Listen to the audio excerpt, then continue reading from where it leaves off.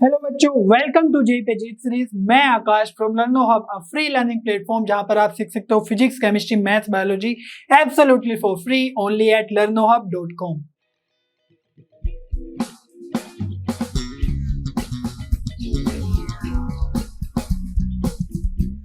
बच्चों, आज हम जेई सीरीज में कंटिन्यू करने वाले डिटरमिनेंट चैप्टर का कंसेप्ट वीडियो। लास्ट वीडियो में हमने देखा था कि डिटरमिनेंट होता क्या है और उसकी कुछ प्रॉपर्टीज भी देखी थी, बट आज हम देखने वाले उससे भी ज्यादा important topic operations on determinant, जैसे addition of determinant, multiplication of determinant, differentiation and integration of a determinant. तो इन सबको कैसे हम करने वाले हैं, आपको बस हमारे साथ बने रहना है और लास्ट वीडियो आपको जरूर देख लेना है अगर नहीं देखा है तो, क्योंकि वहां के बहुत सारे कॉन्सेप्ट आज हम यूज करने वाले हैं डायरेक्टली। Are you ready? चलिए स्टार्ट करते हैं।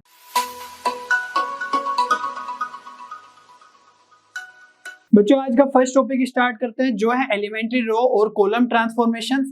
तो इसमें आपको इतना ध्यान रखना है कि कोई भी मैट्रिक्स है अगर, तो उसके किसी भी रो या किसी भी कॉलम में अगर आप अदर रोज और कॉलम्स के मल्टीपल्स को ऐड करते हैं तो उससे कोई भी चेंज नहीं होता है उस डिटरमिनेंट के वैल्यू में। ठीक है, तो कोई भी आपके पास रो में अगर आप चेंज करना चाह रहे हैं, सपोज रो 1 के अंदर, तो उसमें आप क्या कर सकते हो, रो 1 को तो चेंज नहीं करना है बट उसमें रो 2 और रो 3 के कुछ मल्टीपल्स ऐड कर सकते हैं, सब्ट्रैक्ट कर सकते हैं। ठीक है, ऐसा ही आप कॉलम में भी कर सकते हैं, तो उनकी वैल्यूज, उस डिटरमिनेंट की वैल्यू चेंज नहीं होगी। यहां पर अगर मैं P को 1 मान लूं और Q को 0 मान लूं तो क्या हो जाएगा, ये ट्रांसफॉर्मेशन बन जाएगा R1 प्लस R2। ठीक है, अगर मैं Q को -2 मान लूं और P को 0 तो कैसा बन सकता है, R1 -2 R3। ठीक है, और जरूरी नहीं है कि R1 में ही हम कर सकते हैं, ऐसा हम R2 R3 के साथ भी कर सकते हैं। अब जनरली हम डिटरमिनेंट के चैप्टर में जेई लेवल पे मोस्टली 3 ऑर्डर डिटरमिनेंट का ही डिस्कशन करते हैं, तो इसीलिए R1 R2 R3 तक ही हम रखेंगे अपना डिस्कशन। तो सपोज अगर R2 में करना है तो R2 -2/3 R1। ठीक है, तो इस तरीके से भी आप अपना ट्रांसफॉर्मेशन कर सकते हो, कोई भी उस डिटरमिनेंट के वैल्यू पे डिफरेंस चेंज नहीं आने वाला है। अब जो इंपॉर्टेंट बात है वो ये है कि जो मैक्सिमम नंबर ऑफ ऑपरेशंस आप कर सकते हो एट अ टाइम किसी भी डिटरमिनेंट पे, वो कितना होना चाहिए, ऑर्डर -1। ऑर्डर कितना होता है, अब मैंने बताया कि 3 क्रॉस 3 का ही हम जनरली यहाँ पर डिस्कस कर रहे होते हैं, तो 3 - 1 करेंगे तो 2। ठीक है, तो एक टाइम पे आप मैक्सिमम 2 ऑपरेशंस कर सकते हैं एक साथ, उससे ज्यादा नहीं करेंगे। अगर 3 टाइम्स ऑपरेशन कर दिया तो वहां पर प्रॉब्लम आ जाएगी। एक एग्जांपल के थ्रू इसको समझने की कोशिश करते हैं। सपोज ये एक हमारे पास मैट्रिक्स है, तो इसका जो डिटरमिनेंट है अगर आप डायरेक्टली सोल्व करो तो क्या आएगा, यहां पर जो ये 2 है ना, इसका कोफैक्टर लिख लेंगे। कितना आएगा कोफैक्टर, 5 × 1 और 0 - 7। ठीक है, 0 × 7 करेंगे तो 5 - 0 बन जाएगा, और यहां पर है -3, तो बाहर -1 आता ही है, यहां पर आ जाएगा आपका -3 है ना, फर्स्ट रो और सेकंड कॉलम गायब करना है तो 1 × 1 -7 × 3, तो यह आ जाएगा -21। और ऐसे ही आप यहां पर 0 के साथ करोगे तो वो वैल्यू तो 0 ही आ जाएगी। ठीक है, तो यहां से जो वैल्यू आएगी आपकी, ये बन जाएगा 10 माइनस, अब देखो ये माइनस है, ये भी माइनस है, तो ये बन जाएगा +3, और अंदर कितना है, -20। ठीक है, तो यहां से आ जाएगा 10 - 60, तो आंसर आ जाएगा आपका -50। तो ये तो इन जनरल आ गया इस डिटरमिनेंट का वैल्यू। लेकिन अगर हम इसमें ट्रांसफॉर्मेशन करते हैं तो क्या डिटरमिनेंट के वैल्यू में चेंज आ रहा है, ये हम चेक करने की कोशिश कर रहे हैं। तो सिंपल सा ट्रांसफॉर्मेशन करने की कोशिश करते हैं R1 प्लस R2 का। ठीक है, दैट मीन्स जो R1 है, मीन्स रो 1 है, उसमें हमें चेंज करना है, क्या करना है, उसमें R2 को ऐड कर देना है। तो कोरोस्पोंडिंग एलिमेंट्स को ही हम ऐड करते हैं। तो जैसे 2 है, 2 में क्या ऐड करेंगे, 1, तो ये बन जाएगा 3, -3 में 5 ऐड करेंगे तो ये बन जाएगा 2, 0 में 7 ऐड करेंगे तो ये बन जाएगा 7। क्लियर है इतनी बात? और इस ऑपरेशन के अलावा, अब हमने यहां पर सिर्फ एक ही ऑपरेशन यूज किया है, तो इसके अलावा जो सारे की सारी रोज हैं वो बिल्कुल सेम रहेगी, उसमें कोई भी चेंज आपको नहीं करना है। बस जिस रो में आपने ऑपरेशन लगाया है, ट्रांसफॉर्मेशन लगाया है, उसी को आप चेंज करोगे, उसके एलिमेंट्स को चेंज करोगे। अब हमने इस ट्रांसफॉर्मेशन लगाने के बाद ये डिटरमिनेंट जनरेट कर लिया। अब यहां से क्या वैल्यू आएगी उसको कैलकुलेट करने की कोशिश करते हैं। तो 301 थर्ड रो के अबाउट एक्सपेंड कर लेते हैं, क्योंकि यहाँ पर एक जीरो है तो हमें फायदा हो जाएगा। ठीक है, ये वाला प्लस के साथ होगा तो यहाँ पर आ जाएगा 3 और थर्ड रो फर्स्ट कॉलम गायब, तो 2757 पे करना है हमें। तो 2 7 जा 14 माइनस 5 इंटू 7 कितना हो जाएगा 35। ठीक है, जीरो के साथ माइनस आएगा मिडिल वाला एलिमेंट, लेकिन यहां पर हमें माइनस नहीं लिखना है क्योंकि ये तो जीरो ही हो जाएगा अल्टीमेटली। अब प्लस 1 के साथ क्या करेंगे, ये और ये रो गायब, तो यहाँ पर 3215 तो 3 5 जा 15 माइनस बन जाएगा 2। तो यहां से वैल्यू क्या आने वाली है देखो 3, और यहां से बन जाएगा आपके पास माइनस 21 और यहां पर बन जाएगा आपके पास 13। ठीक है, तो यहां से देखो 3 इंटू माइनस 21 तो यह आ जाएगा माइनस 63 प्लस 13, यहां पर भी वैल्यू कितना आ गया माइनस 50। तो हमने देख लिया एक रैंडम डिटर्मिनेंट लेकर कि अगर हम कोई भी ट्रांसफॉर्मेशन करते हैं जनरल तो वहां पर डिटर्मिनेंट का वैल्यू सेम ही आता है। हालांकि एलिमेंट्स तो अलग दिखेंगे ही ऑफ कोर्स, और यही इसका बेनिफिट भी है। जब इसको हम क्वेश्चंस में यूज करते हैं वहां पर हम क्या करते हैं कि कुछ ट्रांसफॉर्मेशन करने के बाद वहां पर 0 1 वगैरह कुछ बनाने की कोशिश करते हैं ताकि डिटर्मिनेंट कैलकुलेट करना बहुत ही आसान हो जाए। इसको समझते हैं हम एक एग्जांपल के थ्रू। तो यहां पर हमारे पास जो क्वेश्चन है, if d equals to this 4x not equals to 0 y not equals to 0 then d का वैल्यू क्या होगा। ठीक है, तो यहाँ पर ऑप्शंस में आप देख सकते हो divisible by x but not by y। तो divisible by x by y हमें चेक करना है, तो वो कैसे चेक करेंगे, जब इस डिटर्मिनेंट का वैल्यू हम कैलकुलेट कर लेंगे। ठीक है, और ये जेईई मेंस में पूछा गया है 2007 में, तो ये थोड़ा अच्छा क्वेश्चन तो है, बट इसको हम ट्रांसफॉर्मेशन के थ्रू करने की कोशिश करेंगे।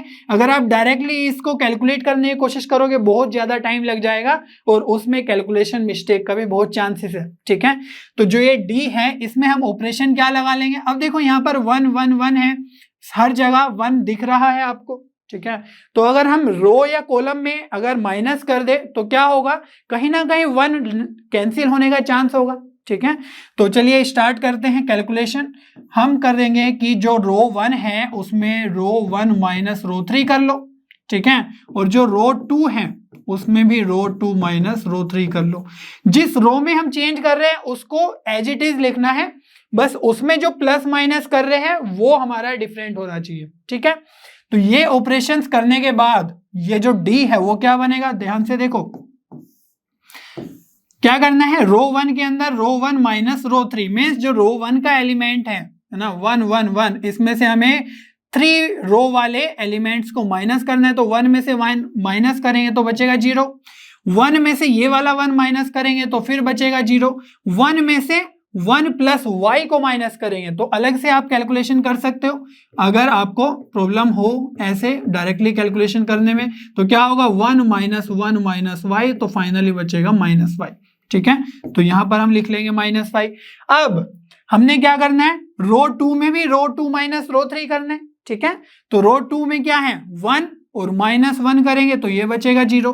रो 2 का एलिमेंट ये है 1 प्लस एक्स में से 1 माइनस करेंगे तो x बचेगा, और यहाँ पर 1 माइनस 1 प्लस वाई वही सेम है तो यहाँ पर भी आ जाएगा माइनस वाई। क्लियर है इतनी बात। अब जो ये थर्ड रो है इसको एज इट इज लिखना है, क्योंकि हमने 3 क्रॉस 3 वाले डिटर्मिनेंट में सिर्फ ऑर्डर -1 याद है ना आपको, इतने ही मैक्सिमम ट्रांसफॉर्मेशंस ऑपरेशंस करने हैं एक टाइम पे। तो यहां पर हम 2 से ज्यादा ऑपरेशन तो नहीं करेंगे, रो 3 में भी कुछ नहीं करेंगे चेंज, है ना, तो उसको हम एज इट इज लिख लेंगे 1 1 1 प्लस वाई। क्लियर है इतनी बात। अब इससे बेनिफिट क्या हुआ, ये हुआ कि जो फर्स्ट कॉलम है उसमें सिर्फ 1 एलिमेंट है जो नॉन जीरो है, बाकी सब जीरोस हैं। या फिर रो में भी देख लो वहां पर भी हमारे 2 जीरो हैं और एक नॉन जीरो एलिमेंट है, तो इससे हमारा एक्सपेंड करना डिटर्मिनेंट को बहुत ही आसान हो जाता है। ठीक है, तो यहां पर देखो अगर इस 1 के अबाउट हम एक्सपेंड करें मीन्स फर्स्ट कॉलम के अबाउट, तो 1 से मल्टीप्लाई होगा तो ये और ये कैंसिल, तो 0 माइनस वाई और x माइनस वाई को हम सोल्व करेंगे तो ये बन जाएगा 1 इंटू 0 की माइनस वाई से करेंगे तो 0 ही बनेगा, minus of x into minus y, तो ये क्या बन जाएगा माइनस एक्स वाई, लेकिन माइनस एक बाहर होता है। ठीक है, तो उसके कारण क्या बन जाएगा फाइनली ये एक्स वाई, और अंदर बाहर 1 से मल्टीप्लाई करें तो एक्स वाई रहेगा। मीन्स डी को ट्रांसफॉर्मेशन करने के बाद हमारा आ गया है d equals to x y. तो अब बताओ कि जो d है वो किस किस से डिविजिबल है या किस से डिविजिबल नहीं है, ये चेक करना तो बहुत ही आसान हो गया। यहाँ पर अगर हम बात करें, यहाँ पर x और y की डिविजिबिलिटी की बात हो रही है, तो यहाँ पर अगर आप ध्यान से देखो तो ये x से भी डिविजिबल है और y से भी डिविजिबल है, तो आपका ऑप्शन डी बिल्कुल करेक्ट हो जाएगा। और यहाँ पर जो ये ऑप्शन है, यहाँ पर है x।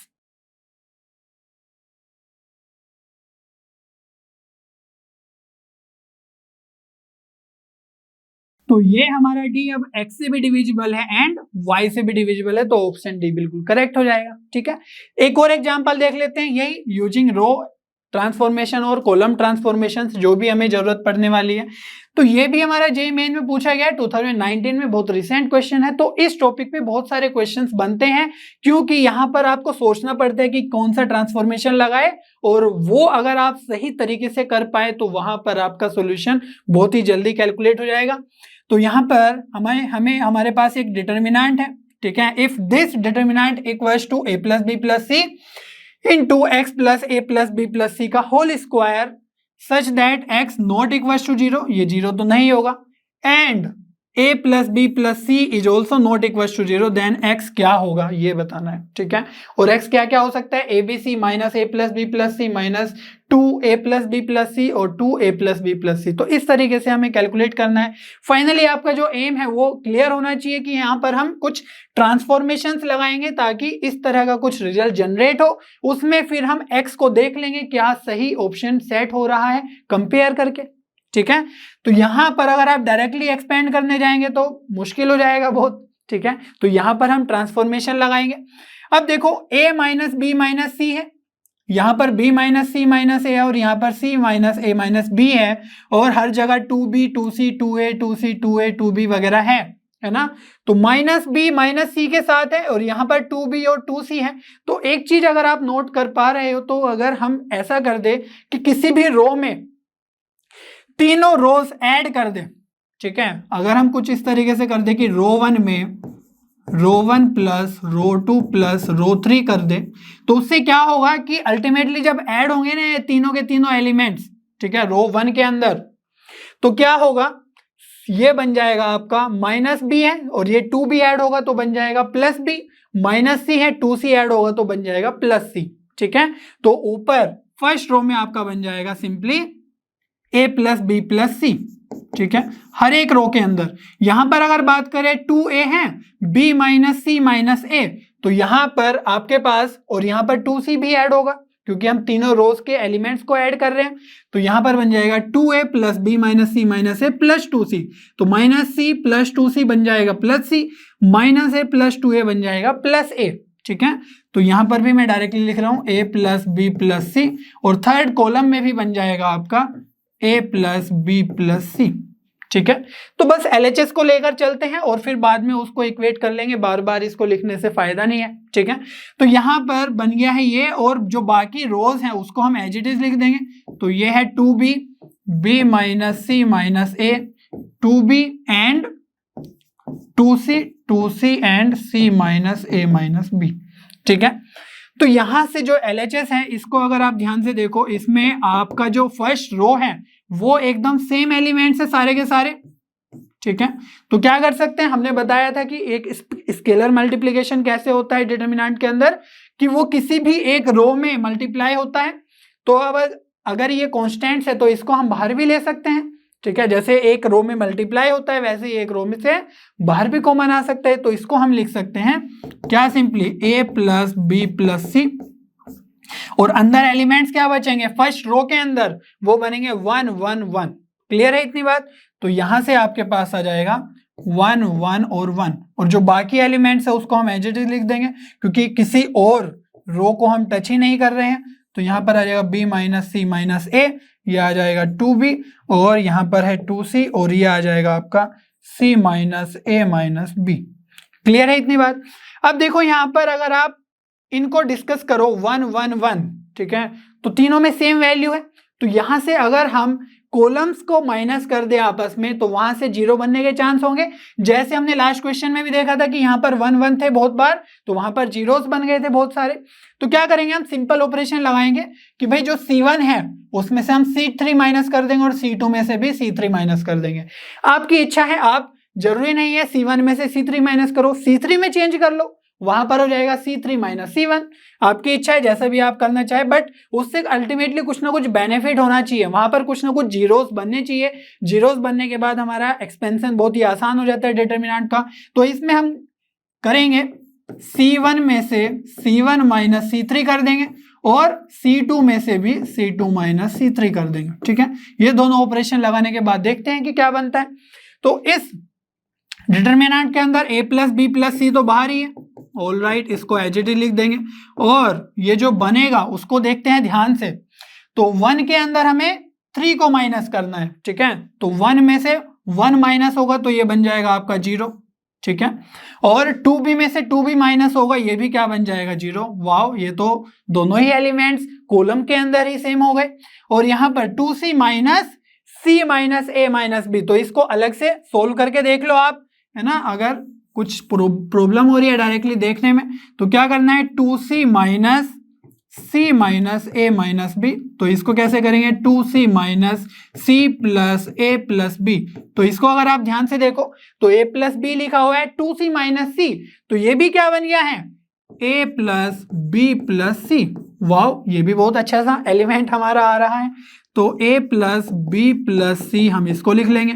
यहां से भी हम क्या कर सकते हैं, a प्लस बी प्लस सी बाहर कॉमन ले सकते हैं। ठीक है, आगे देखेंगे। अभी जो C2 है मीन्स कॉलम 2 है, उसमें क्या ऑपरेशन होगा उसको देख लेते हैं। C2 माइनस C3 करना है, तो यहां पर आ जाएगा आपके पास C2 माइनस C3, तो 1 में से 1 जाएगा तो आपके पास बचेगा 0। और यहां पर b minus c minus a minus 2b, तो यहां पर b है और यहां पर माइनस 2b है, तो ये हो जाएगा माइनस b। और माइनस सी और माइनस ए है, तो अगर हम माइनस कॉमन ले ले तो यहां पर हमारा बन जाएगा minus of a plus B plus c. Clear हो रही है बात।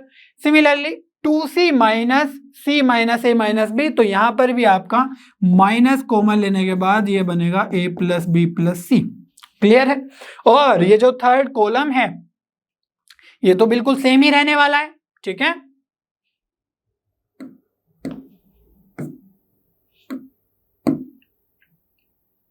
तो यहां पर हम लिख देंगे 1 2b और c minus a minus b। All right, तो यहां पे भी अगर आप ध्यान से देखो कॉलम 1 में क्या है, ये 0 0 है और ये एक कांस्टेंट है। ठीक है, a plus B plus c, यहां पर भी a plus B plus c, a plus B plus c और ये 0 है, तो यहां पर भी हम कॉमन लेके बाहर कर सकते हैं। ठीक है, तो कितना बनेगा देखो, a plus B plus c, तो एक आ ही गया। और अगर आप क्वेश्चन को ध्यान से देखो a plus B plus c तो है ही, और क्या लेना है अलग से, इस तरह का कुछ आना चाहिए स्क्वायर में। तो यहां से कॉलम 1 से हम एक लेंगे a plus B plus c, ठीक है, और कॉलम 2 से भी लेंगे तो यहां पर आ जाएगा स्क्वायर। क्लियर है। और अंदर क्या बचेगा उसको ध्यान से देखते हैं, तो यहाँ पर 0 0 तो है ही, यहाँ पर बचेगा आपका 1 और यहाँ पर आ जाएगा 0 माइनस 1 और माइनस 1, और यहाँ से आ जाएगा 1 2b c minus a minus b। Clear है। तो ये आपका जो डिटर्मिनेंट बना, देखो रो 1 के अंदर भी 2 जीरोस आ गई, एक है, और यहाँ पर भी कॉलम के अबाउट एक्सपेंड कर लो या रो के अबाउट एक्सपेंड कर लो, आपकी इच्छा है। ठीक है, तो मैक्सिमम यहाँ पर जीरोस बन गए जितने भी बन सकते थे। तो चलो रो के अबाउट कर लेते हैं। तो जब 1 के लिए लिखेंगे हम तो इस डिटर्मिनेंट का वैल्यू क्या आएगा, पहले तो ये मल्टीप्लाई वाला लिख लेते हैं, a plus B plus c, और ये है a प्लस बी प्लस सी का होल स्क्वायर, और जो अंदर बचेगा वो क्या बनेगा, देखो फर्स्ट रो है ना, इस तरीके से कैंसिल करते हैं ना। जब हम 1 के लिए मल्टीप्लाई करेंगे तो क्या करेंगे, 0 इंटू माइनस 1 तो 0 ही हो जाएगा, और माइनस 1 इंटू माइनस 1 तो हो जाएगा प्लस 1। तो यहां पर अगर आप ध्यान से देखो तो क्या बनेगा, 1 इंटू 0 माइनस माइनस 1। ठीक है, अल्टीमेटली ये क्या लिखा हुआ है, ये लिखा हुआ है आपका प्लस 1, और मल्टीप्लाई करेंगे तो कुछ फर्क ही नहीं पड़ता है उसमें। तो जो वैल्यू है LHS की वो क्या आ गई है आपकी, a plus B plus c, a plus B plus सी का होल स्क्वायर। इसको आप a प्लस बी प्लस सी का होल क्यूब भी लिख सकते हैं। ठीक है। लेकिन जो यहाँ पर क्वेश्चन है उसको हम ध्यान से देखते हैं। तो a plus B plus c तो राइट हैंड साइड में है, ये हमारा क्या है, LHS है, ठीक है, डिटर्मिनेंट को सोल्व करके जो आया। लेकिन यहाँ पर जो ब्रैकेट के अंदर है, जहां पर स्क्वायर है, वहां पर भी a प्लस बी प्लस सी ही लिखा हुआ है, ठीक है। लेकिन यहाँ पर x एक्स्ट्रा है, उसी x का वैल्यू हमें बताना है। तो आपको ना ऑप्शन चेक करने होंगे कि कौन सा ऑप्शन यहाँ पर सही सुटेबल बैठ रहा होगा। अगर आप x की जगह a बी सी लिखें तो क्या ये इसके इक्वल आएगा। यहाँ पर अगर ए बी सी लिख दे तो a plus a B c plus A plus B plus c हो जाएगा। लेकिन यहाँ पर तो simple a plus B plus सी का स्क्वायर है, ठीक है। तो ये तो ऑप्शन हमारा नहीं सेट हो रहा होगा, ए ऑप्शन। अगर हम b की जगह सिर्फ x की जगह b ऑप्शन पुट कर दे minus of a plus B plus c, तो क्या होगा यहाँ पर देखो, अगर हमने x की जगह ये पुट कर दिया तो ये माइनस साइन के साथ है और ये सब प्लस साइन के साथ है, तो ये तो जीरो ही बन जाएगा अल्टीमेटली। तो ये भी ऑप्शन सेट नहीं होगा। अगर हम सी ऑप्शन देखें तो minus of 2 a plus B plus c है, तो अगर हम x की जगह ये पुट करें तो क्या बनेगा, minus of 2 a plus B plus c, और प्लस में क्या है, वो है हमारा a plus B plus c, ठीक है। और इसका स्क्वायर है, ये मैंने क्या किया, x की जगह पुट किया है ना, और बीच में प्लस है। तो देखो इससे बनेगा क्या, माइनस 2 टाइम्स है a plus B plus c और ये 1 टाइम प्लस साइन के साथ है, तो अल्टीमेटली ये बन जाएगा minus of a plus B plus c, और इसका स्क्वायर अगर हम करेंगे तो आ जाएगा a प्लस बी प्लस सी का होल स्क्वायर, ठीक है। और यही क्या है हमारा, यही तो हमारा LHS में आ रहा है, a प्लस बी प्लस सी का होल स्क्वायर। और RHS भी हमारा x की जगह c ऑप्शन पुट करने पे बिल्कुल सही आ रहा है, ठीक है, क्योंकि यहाँ पर है तो माइनस साइन के साथ, लेकिन उसका जब स्क्वायर करेंगे तो प्लस साइन के साथ ही हो जाएगा, ठीक है। तो इस तरीके से भी आपको क्वेश्चंस, ट्रिकी क्वेश्चंस बनाए जा सकते हैं एग्जाम में। तो बहुत ही सचेत रहना है ना, सजग रहना है। और नेक्स्ट प्रॉब्लम देखते हैं, if this determinant equals to ax minus 12 then a is equal to. तो a की क्या वैल्यू होने वाली है, और ये भी जेईई मेन का क्वेश्चन है, 2015 में पूछा गया था। तो क्या करना है यहाँ पर, अगर आप ऐसा देखो कि यहाँ पर बहुत सारे x वगैरह हैं, ठीक है, तो उनमें अगर कुछ ट्रांसफॉर्मेशन करेंगे तो बहुत सारी प्रॉब्लम्स आ जाएगी, ठीक है, और आंसर आपको दिखेगा भी नहीं। तो यहाँ पर हम क्या कर सकते हैं, अब क्योंकि ये देखो कि ये ना हर एक x के लिए पॉसिबल होगा, ठीक है, क्योंकि यहाँ पर भी x के वैल्यू के लिए लिखा हुआ है और यहाँ पर भी ax माइनस 12 है। तो अगर ये ट्रू है तो ये हर एक वैल्यू के लिए ट्रू होगा, ठीक है। तो इसमें क्या कर सकते हैं हम, x की जगह कोई ऐसी वैल्यू पुट कर सकते हैं जहां से ये डिटर्मिनेंट सोल्व करना आसान हो जाए, और फिर हम ax माइनस 12 के साथ उसको कंपेयर कर ले तो a की वैल्यू आ जाएगी, है कि नहीं। जैसे अगर हमारे पास फॉर्मूला है या आइडेंटिटी जैसे बोलते हैं इसको, a square plus b square plus 2ab, ठीक है। तो यहां पर अगर आप लेफ्ट हैंड साइड में a और b की कुछ वैल्यू पुट करेंगे, वही वैल्यू अगर यहां पर पुट करेंगे तो वो सेम ही आएगा, left hand side right hand side. तो इसको क्या बोलते हैं, identity in a and b, ठीक है। तो ये भी तो कुछ उस तरीके से ही काम कर रहा है कि भाई ये सोल्व करके ये आ रहा है तो बस a की वैल्यू बताओ। तो यहाँ पर जो x है, x का कोई काम नहीं है ना, यहाँ पर जो वैल्यू होगी वो यहाँ पर। तो अगर हम x की जगह 0 पुट कर दे तो उसमें प्रॉब्लम ये है, हालांकि लेफ्ट हैंड साइड में सोल्व करना बहुत ही आसान हो जाएगा, लेकिन राइट हैंड साइड में a के साथ x मल्टीप्लाई है तो वो 0 ही बन जाएगा, ठीक है। और जो कैलकुलेट करना है उसी को 0 कर दिया तो कैलकुलेट क्या करोगे।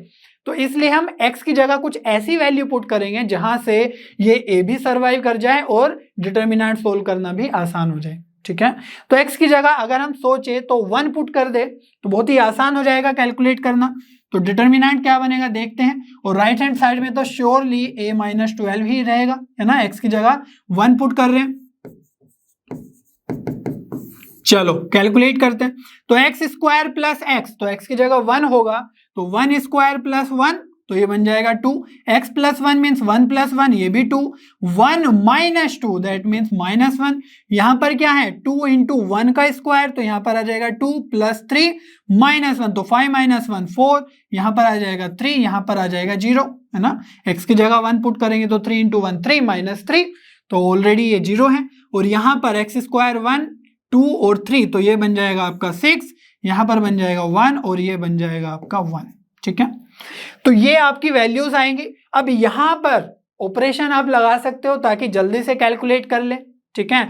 अदरवाइज डायरेक्टली भी आप कैलकुलेट कर सकते हो, तो कोई डिफरेंस नहीं होने वाला है, बहुत ज्यादा कैलकुलेशन तो है नहीं इसमें। तो थर्ड कॉलम के अबाउट हम सोल्व कर लेते हैं, एक्सपेंड कर लेते हैं। तो -1 के साथ करेंगे तो क्या होगा, ये बन जाएगा आपका 4361 बचेगा, तो 4 की मल्टीप्लाई 1 के साथ 4, और ये बन जाएगा -18। ऑलराइट, 0 के साथ तो 0 ही बनेगा, ठीक है। 1 के साथ अगर हम करेंगे मल्टीप्लाई तो क्या बनेगा, ये और ये कैंसिल, तो 2 2 4 3 बचेगा, तो 2 3 6 -8, और ये किसके इक्वल है, a -12 के।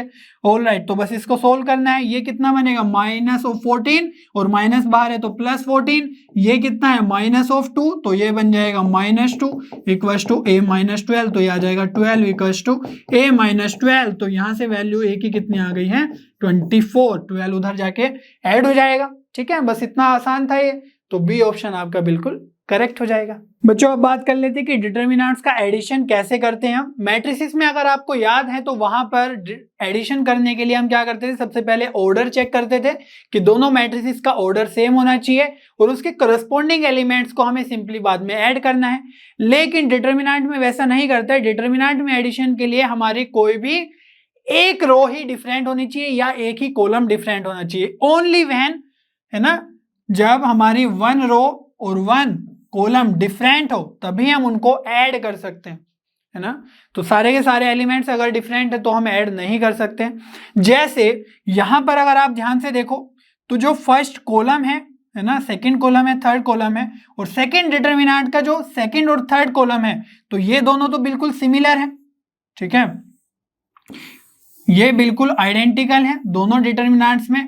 तो हमारा जो फर्स्ट कॉलम है दोनों डिटर्मिनेंट का वो डिफरेंट है तभी हम उसको ऐड कर सकते हैं। ये अगर रो के साथ है ना, फर्स्ट रो मान लो डिफरेंट है, बाकी सब आइडेंटिकल है, तो भी हम एडिशन कर सकते हैं। अब क्योंकि फर्स्ट कॉलम और फर्स्ट कॉलम ऑफ, है ना, दोनों डिटर्मिनेंट का डिफरेंट है, तो उनमें क्या करना है, सिंपली एडिशन के लिए हमें उनके करस्पॉन्डिंग एलिमेंट्स को सिर्फ ऐड कर देना है और कुछ नहीं करना है। तो यहां पर क्या बन जाएगा, a1 + x और a2 + y और a3 + z, और जो बाकी एलिमेंट्स है, ठीक है, सेकंड कॉलम और थर्ड कॉलम, उसको एज इट इज पुट कर देना है। बस यही हमारा होगा एडिशन ऑफ डिटर्मिनेंट्स, ठीक है। इसको हम स्प्लिटिंग भी बोलते हैं डिफरेंट वे में। तो अगर आप इस तरफ से देखें तो ये अगर डिटर्मिनेंट है तो इसका जो फर्स्ट कॉलम है उसको हमने स्प्लिट कर दिया, है ना। अगर इस साइड को हम देखें, और जो सेकंड और थर्ड कॉलम है वो तो बिल्कुल आइडेंटिकल ही है दोनों के दोनों डिटर्मिनेंट्स में। तो आपको इस तरीके से भी प्रोसेस करना होगा।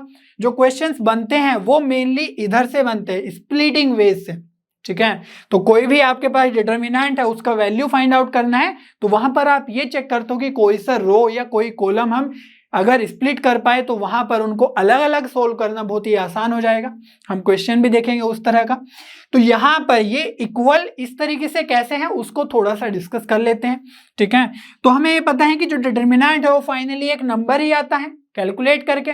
तो इसका डिटर्मिनेंट और इसका डिटर्मिनेंट कैलकुलेट करने की कोशिश करते हैं। अगर वो इस डिटर्मिनेंट के इक्वल आया तो हम मान लेंगे कि हाँ ये तो सेम सही बात आ रही है, ठीक है।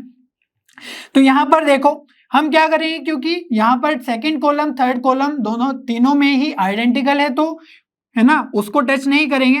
हम जो फर्स्ट कॉलम है उसके अबाउट उसका एक्सपेंशन करने की कोशिश करेंगे। तो कैसे करेंगे, जो a1 है, a1 एलिमेंट और उसका कोफैक्टर, तो क्या आएगा C11 मीन्स जो 1 1 पोजीशन पे उसका cofactor, plus a2 C21 means second row first position पे जो एलिमेंट है उसका cofactor, plus a3 into C31। तो ये किसका डिटर्मिनेंट का वैल्यू आया, फर्स्ट डिटर्मिनेंट का।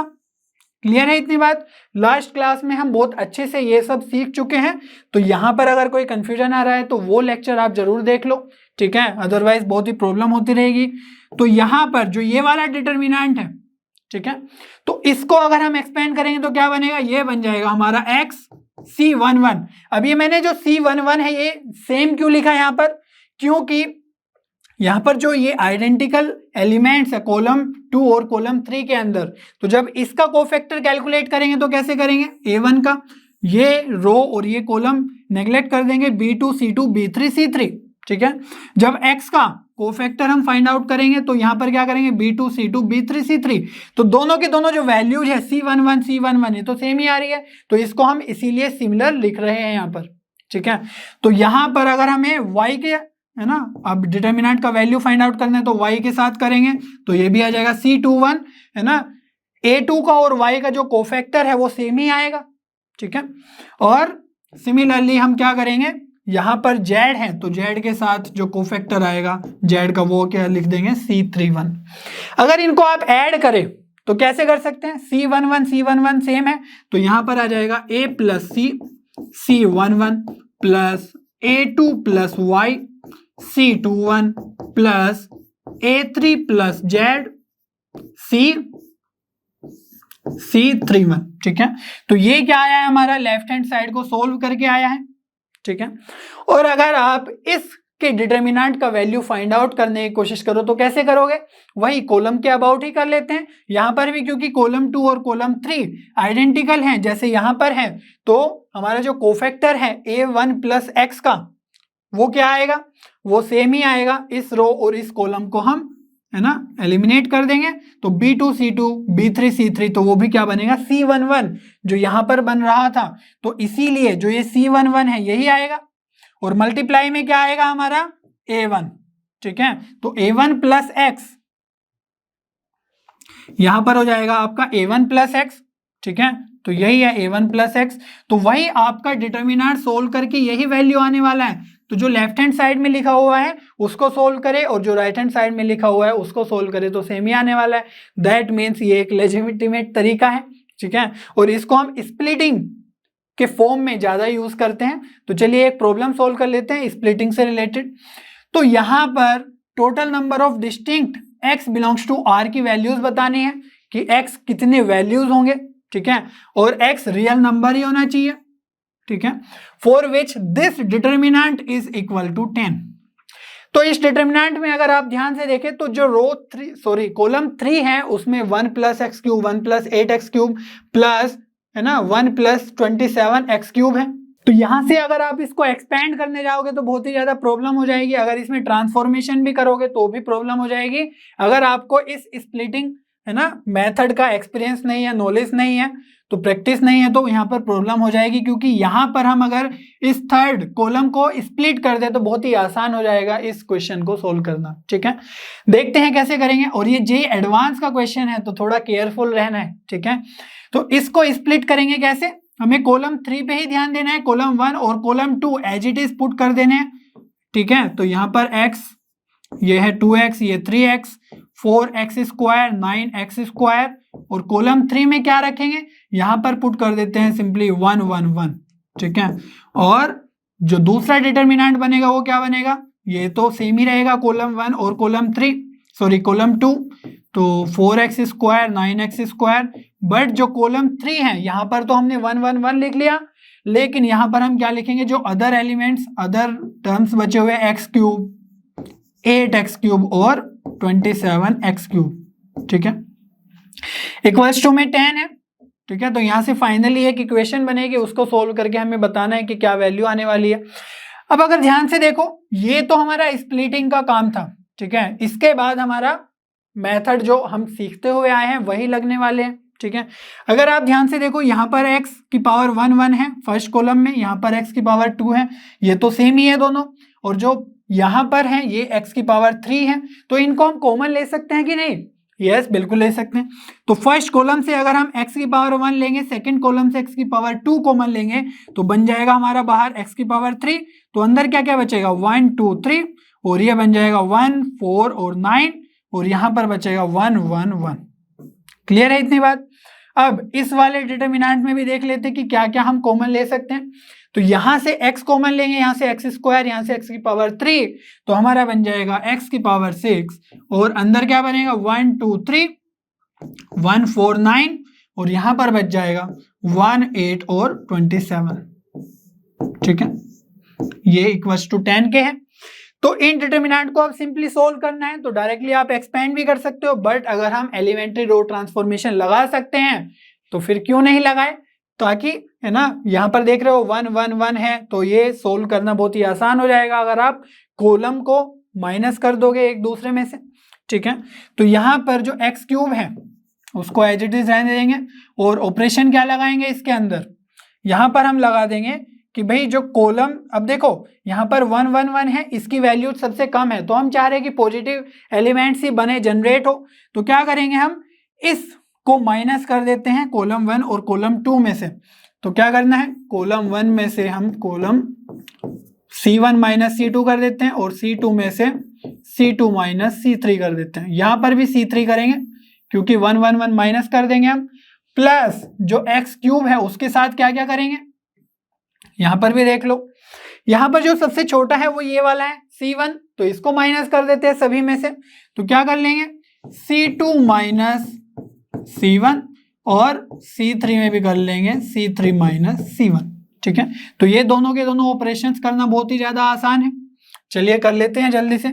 तो C1 के अंदर हमें चेंज करना है C1 माइनस C3, तो ये तो बन जाएगा 0, ये बन जाएगा 1, 2 माइनस 1 होगा, 3 माइनस 1 होगा तो 2, तो 0 1 2 बन जाएगा। ऑल राइट, फर्स्ट कॉलम हमारा बन गया। सेकेंड कॉलम में क्या करेंगे, C2 माइनस C3, तो C2 माइनस C3, तो 1 माइनस 1 0, ये बनेगा 3, ये बनेगा 8, तो ये बन जाएगा आपका 0 3 8, और इधर तो क्या है 1 1 1, उसमें कोई चेंज ही नहीं किया है हमने, ठीक है।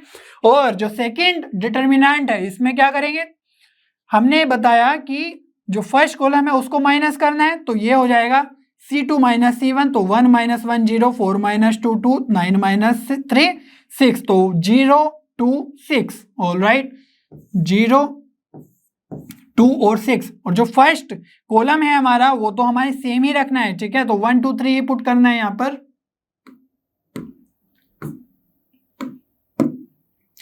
ये आ जाएगा आपका 1 2 और 3, और कॉलम 3 में भी हमें कॉलम 1 माइनस करना है, चलिए कर लेते हैं। तो कॉलम 3 में हम कॉलम 1 माइनस करेंगे तो ये 0, ये बचेगा 6, ये बचेगा 24, ठीक है, तो 0 6 और 24। अब क्या करना है, बस इसको सिंप्लीफाई कर लेना है, इक्वल्स टू में तो 10 चल ही रहा है। ऑल राइट, अब यहाँ पर जीरोस बन गए हैं तो बहुत ही इजी हो जाएगा इसको एक्सपेंड करना।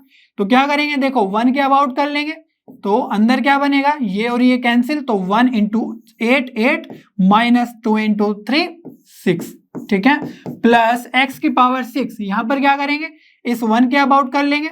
ऑल राइट, तो ये आ जाएगा आपका 2 इंटू 24, तो 48 माइनस 6 इंटू 6 36 इक्वल्स टू में आ जाएगा 10। तो देखो 8 माइनस 2 करेंगे, 8 माइनस 6 करेंगे तो 2, तो ये बन जाएगा 2x क्यूब। यहाँ पर 48 माइनस 36, तो ये बन जाएगा आपका 12, और फाइनली बन जाएगा 12 इंटू एक्स की पावर 6 इक्वल्स टू 10। अगर हम 2 से डिवाइड कर दें, क्योंकि सारे के सारे इवन नंबर्स हैं, और इसको भी ध्यान ले आए और इसको पहले लिख ले, तो ये बन जाएगा फाइनली 6 एक्स की power 6 plus x cube minus 5 equals to 0, ठीक है। अब देखो x की पावर 6 है, x की पावर 3 है, तो ये तो क्लास 10 में ही हम सीखते हैं कि यहाँ पर सब्स्टिट्यूशन कर लेंगे, ठीक है। जो डिटर्मिनेंट का काम था यहाँ पर, ये यहाँ तक खत्म हो चुका है, ठीक है। ये इक्वेशन आने के बाद अब ये क्या बन गया है, क्वाड्रेटिक इक्वेशंस का क्वेश्चन, ठीक है, तो वो हम सीखेंगे। कॉम्प्लेक्स नंबर और क्वाड्रेटिक इक्वेशंस एक अलग से चैप्टर है, उसमें अच्छे से सीखा जाएगा। तो यहाँ पर आपको क्या करना है, simply x cube equals to t substitute करना है, और एक्स की power 3 equals to t put करने के बाद ये क्या बन जाएगा 6 t square plus t minus 5 equals to 0। अब इसको हम टी की वैल्यू फाइंड आउट कर लेंगे यहाँ से, फिर हम सब्स्टिट्यूट बैक कर देंगे, एक्स की वैल्यूज आ जाएंगी, हमें वही वैल्यूज बतानी है जो रियल नंबर्स होंगी, ठीक है, एक्स के डिस्टिंक्ट वैल्यूज। तो यहाँ पर 5 इंटू 6 है, तो सिंपली आपको क्या करना है, यहाँ पर यह आ जाएगा, आपको माइनस करके 1 लाना है और मल्टीप्लाई करके 30 लाना है। तो यहां से आप कर सकते हो plus 60 minus 5t minus 5 equals to 0, तो 6t ये बन जाएगा t प्लस 1 माइनस 5 करेंगे तो ये भी बन जाएगा t प्लस 1 इक्वल्स टू 0। तो यहां से 6t minus 5t plus 1 equals to 0 आ जाएगा। तो यहां से जो आपका वैल्यू आएगा t का, वो क्या क्या जनरेट होगा, t इक्वल्स टू 5/6 जनरेट होगा, और एक बनेगा t इक्वल्स टू -1, और t की जगह हम वापस से x क्यूब पुट कर देंगे, तो x क्यूब इक्वल्स टू 5/6, और यहाँ पर बनेगा x क्यूब इक्वल्स टू -1, ठीक है। अभी जो क्यूब इक्वल्स टू में है ये, तो यहां से आपका जो डिस्कशन है वो जाता है कॉम्प्लेक्स नंबर में। तो यहां पर ना 3 रूट्स आते हैं, क्योंकि आपको पता ही है कि जितना क्यूब होगा, या इसको भी हम एक इक्वेशन के तरीके से ट्रांसफॉर्म कर सकते हैं ना, तो यहाँ पर पावर 3 है तो 3 रूट्स आने चाहिए, बट वहां पर 2 इमेजिनरी रूट्स आते हैं और 1 रियल रूट आएगा, ठीक है। लेकिन जो रियल वैल्यूज हैं वो आएगी आपकी 5/6 की पावर 1/3, और यहां से आएगा x की पावर x इक्वल्स टू -1। जो ये वैल्यूज आई हैं, ये वैल्यूज कौन सी आई हैं? ओनली रियल वैल्यूज मैंने लिखी हैं, ठीक है। कुछ यहाँ पर इमेजिनरी वैल्यूज भी आएंगे, वो आप कॉम्प्लेक्स नंबर जब सीखोगे उसमें देखो। अगर यहां पर आपको देखना है तो कैसे, मैं इस यहां से बता देता हूं। x³ -1 को इधर ले आएंगे तो +1 इक्वल्स टू 0, ठीक है। अब x³ +1 को लिख सकते हैं x³ +1³, तो यहां से आ जाएगा x +1 और x² माइनस ए भी होता है तो -x +1 इक्वल्स टू 0। तो x +1 इक्वल्स टू 0, यहां से तो आ जाएगा आपका x इक्वल्स टू -1, तो ये तो रियल वैल्यू आती है।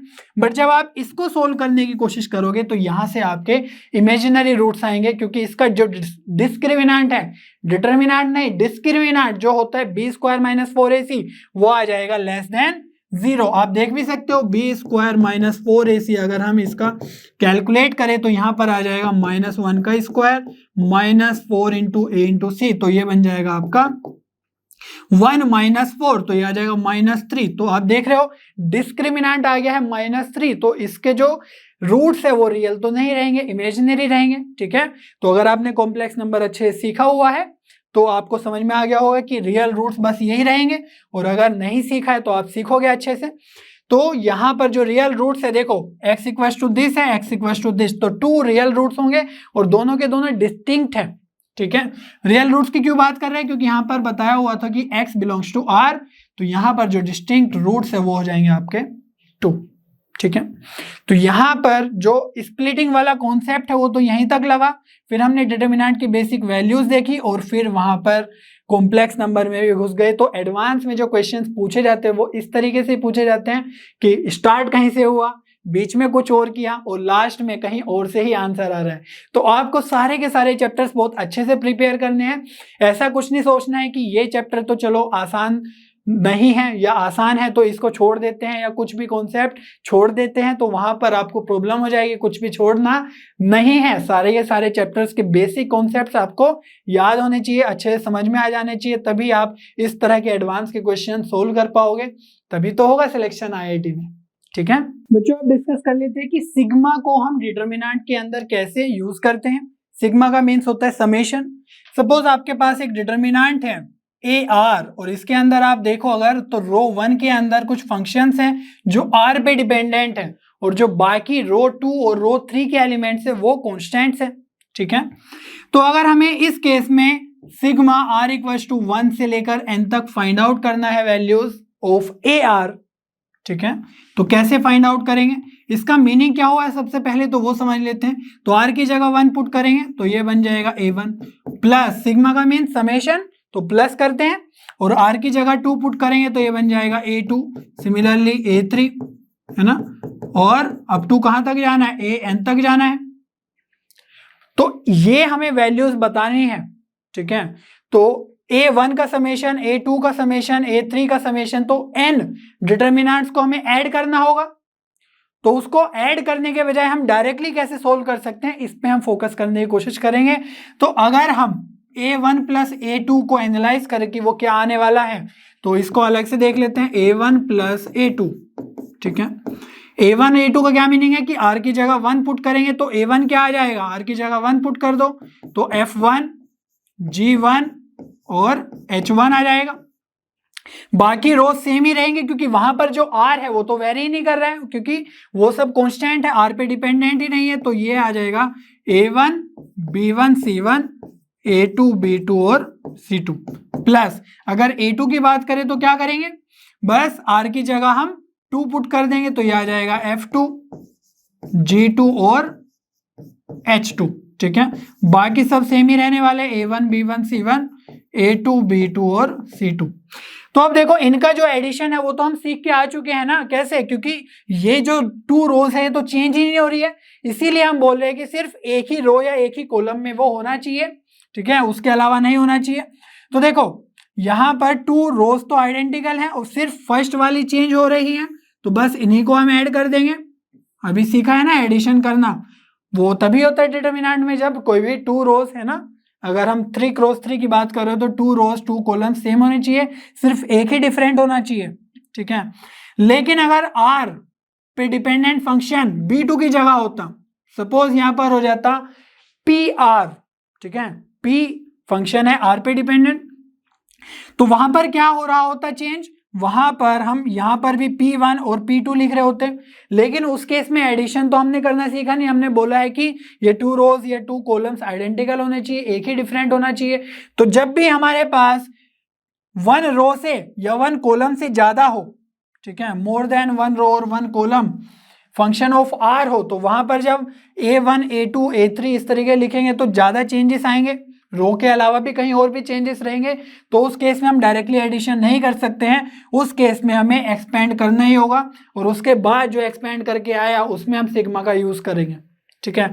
लेकिन अगर डायरेक्टली करना है, हमने बताया कि फर्स्ट रो में ही यहाँ पर चेंज हो रहा है, तो इसको सिंपली क्या लिख सकते हैं, इसको लिख सकते हैं हम F1 plus F2, similarly G1 plus G2, और सिमिलरली यहां पर भी लिख लेंगे H1 प्लस H2, और जो ये रोज हैं सेकंड रोज है ना और थर्ड रोज ये तो आइडेंटिकल है, ये सेम ही आएगी एडिशन में।